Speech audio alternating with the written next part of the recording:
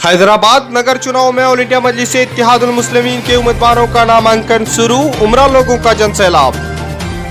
All India मजलिस इत्तेहादुल मुस्लिमीन के राष्ट्रीय अध्यक्ष बैरिस्टर असदुद्दीन ओवैसी ने फ्री मेगा मेडिकल कैंप का किया उद्घाटन।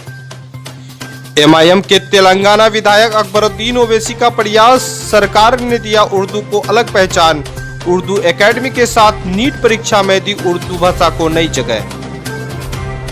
बिहार के सीतामढ़ी में वैशाली के गुलनाज को इंसाफ के लिए मजलिस इत्तेहादुल मुस्लिमीन के कार्यकर्ता का कैंडल मार्च। बंगाल के डोमकल विधानसभा में दर्जनों युवा कांग्रेस छोड़कर एमआईएम में हुए शामिल। खबरें विस्तार से बढ़ेंगे अगली खबर की ओर, जहां पर ऑल इंडिया मजलिस इत्तेहादुल मुस्लिमीन के राष्ट्रीय अध्यक्ष बैरिस्टर असदुद्दीन ओवैसी ने नामपल्ली में फ्री मेगा मेडिकल कैंप का उद्घाटन करने के बाद वहां पर मेडिकल कैंप का मुआयना किया।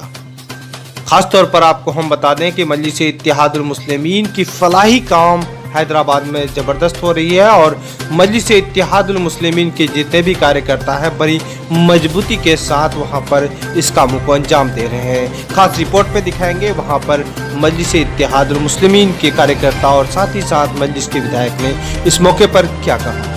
बाजारघाट आशुर खाने में एक अवैसी ग्रुप ऑफ हॉस्पिटल्स की जानिब से मेगा फ्री हेल्थ कैंप रखा गया है, जिसको नकीब मिल्लत बैरिस्टर असदुद्दीन ओवैसी साहब ने अभी उस कैंप का इनाग्रेशन किया है और हबीब मिल्लत जनाब अकबरुद्दीन ओवैसी साहब की ज़ेरे निगरानी ये कैंप चल रहा है, वो भी कुछ ही देर में अभी आने वाले हैं।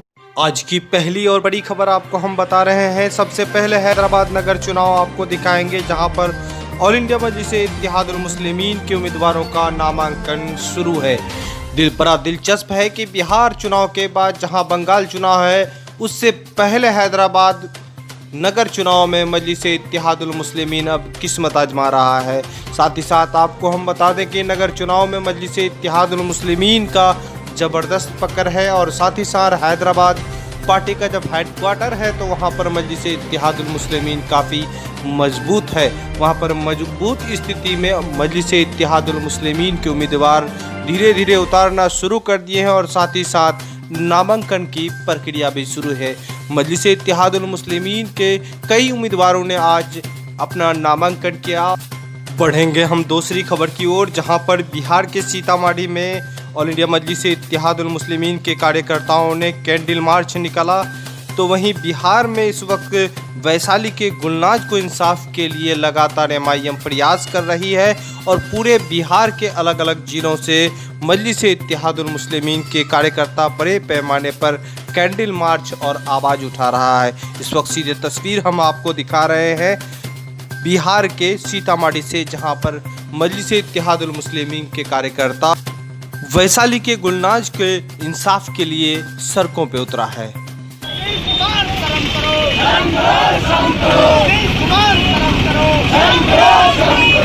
कांग्रेस को छोड़कर एमआईएम पार्टी में शामिल हुआ। जैसे कि हम आपको बता दें, हैदराबाद से आ रही है बहुत बड़ी खबर। चार मीनार हैदराबाद से कांग्रेस के एमएलए कैंडिडेट मोहम्मद गौस एमआईएम में हुए शामिल। तो दोस्तों, एमआईएम में शामिल हुए आकर हैदराबाद के दारुसलाम में, वहां पर अकबरुद्दीन ओवैसी साहब भी साथ में थे और एमआईएम पार्टी फिर से ज्वाइन कर लिया। पहले एमआईएम पार्टी में थे, उसके बाद एमआईएम पार्टी छोड़कर कांग्रेस में चले गए थे, अब कांग्रेस छोड़कर एमआईएम पार्टी में शामिल हो गए।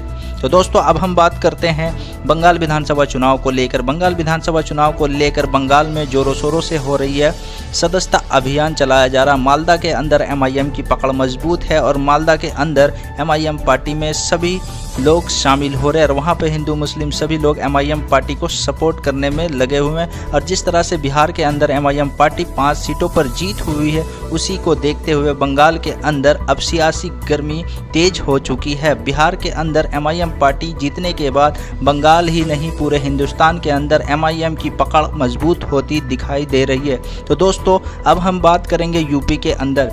यूपी में विधानसभा चुनाव 2022 में होने वाला है। यूपी के अंदर मायावती के साथ फिर से हो सकता है गठबंधन। बिहार विधानसभा चुनाव में एमआईएम के साथ हुआ था गठबंधन। अब देखते हैं क्या बिहार के अंदर, बिहार में जिस तरह से एमआईएम पार्टी को 5 सीट पर जीत हुई थी। उसके बाद देखा जाए तो बिहार में MIM की जिस तरह से पकड़ मजबूत थी, अब देखना है कि यूपी के अंदर MIM पार्टी क्या करेगी और किस तरह से वहां पर रणनीति को तैयार करेंगे। तो दोस्तों, खबर यही आ रही है कि मायावती के साथ फिर से हो सकता है गठबंधन यूपी विधानसभा चुनाव में। तो दोस्तों, अब हम बात करते हैं झारखंड में उपचुनाव होने वाला है। मधुपुर विधानसभा से वही कैंडिडेट होंगे जो पिछले बार MIM के कैंडिडेट थे और इकबाल अंसारी साहब फिर से MIM के उम्मीदवार चुने जाएंगे और वहां से भी MIM उपचुनाव लड़ेंगे झारखंड के मधुपुर विधानसभा से। वहां पर भी MIM का सदस्य अभियान जोरों शोरों से है और MIM की पकड़ मजबूत धीरे धीरे दिखाई दे रही है मधुपुर विधानसभा में। तो जैसे कि हम आपको बता दें, मधुपुर विधानसभा के देवीपुर प्रखंड में MIM का चलाया गया सदस्यता अभियान, उनमें शामिल थे इकबाल अंसारी साहब। डोर टू डोर जाकर MIM का प्रचार कर रहे हैं और लोगों को MIM का पैगाम पहुंचाते हैं। ओवैसी साहब का पैगाम घर घर तक पहुंचाने का वो काम कर रहे हैं। दोस्तों, अब हम बात करते हैं झारखंड के गिरिडीह से। बहुत बड़ी खबर आ रही है, MIM में जुड़ गए हैं JMM को छोड़कर। जैसे कि हम आपको बता दें, वो पत्रकार है जिनका नाम है परवेज आलम, JMM पार्टी को छोड़कर MIM पार्टी में शामिल हो चुके हैं। आज की है यह खबर है, गिरिडीह से आ रही है। तो दोस्तों, बिहार विधानसभा चुनाव को खत्म होते ही MIM की नज़र अब पूरे इंडिया के अंदर है। जहां इनकी बात कर रहा हूं क्योंकि हर आदमी के दिमाग में ये बात रोशन आया होती है कि आखिर कौन सी जरूरत पड़ी कि मजलिस-ए-इत्तेहादुल मुस्लिमीन को उत्तर प्रदेश में आना पड़ा। आखिर ऐसी कौन सी जरूरत पड़ी कि नकीब मिल्लत शेर हिंदुस्तान बैरिस्टर असदुद्दीन ओवैसी साहब को हैदराबाद से उत्तर प्रदेश आना पड़ा।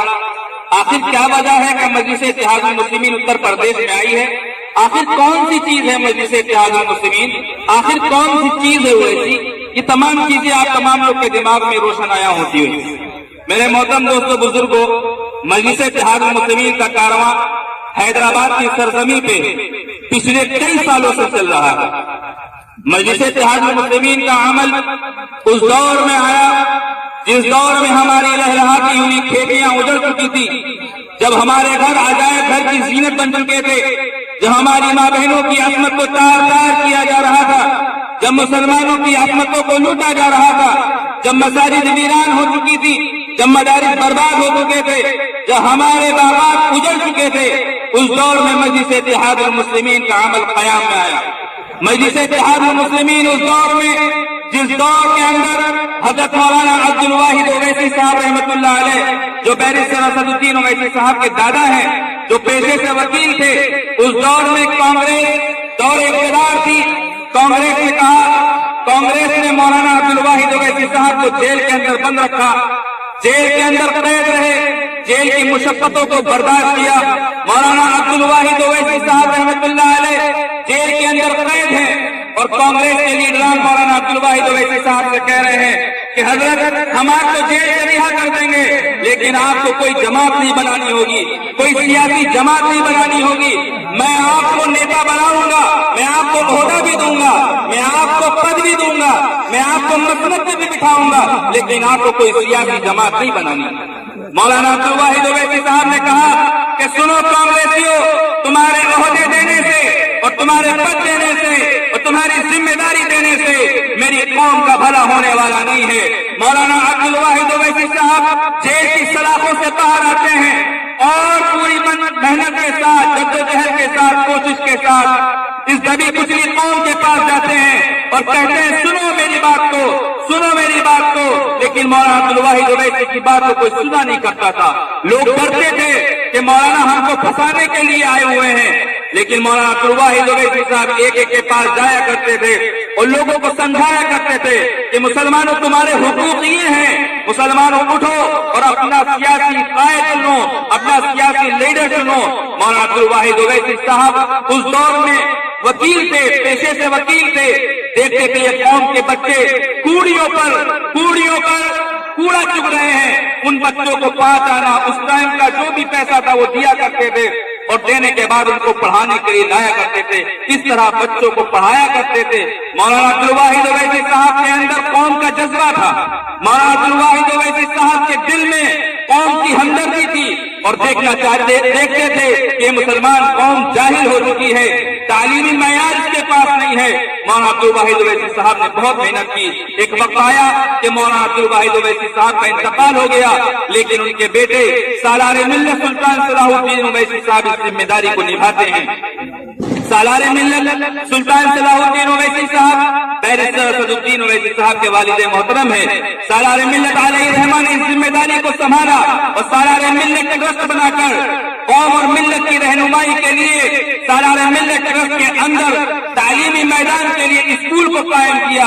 तालीमी मैदान में आगे आए और कौम और मिल्लत की रहनुमाई के लिए शिक्षा का इंतजाम किया। सालार मिल्लत अलैहिर्रहमान ने इस पार्टी को बनाया, इस पार्टी को सींचा। सालार मिल्लत इस पार्टी से लगातार 6 बार सांसद रहे। एक वक्त आया कि सालार मिल्लत अलैहिर्रहमान कमजोर हो चुके हैं, अलील वक्त है, जाने का वक्त हो चुका है और जाते जाते कह रहे हैं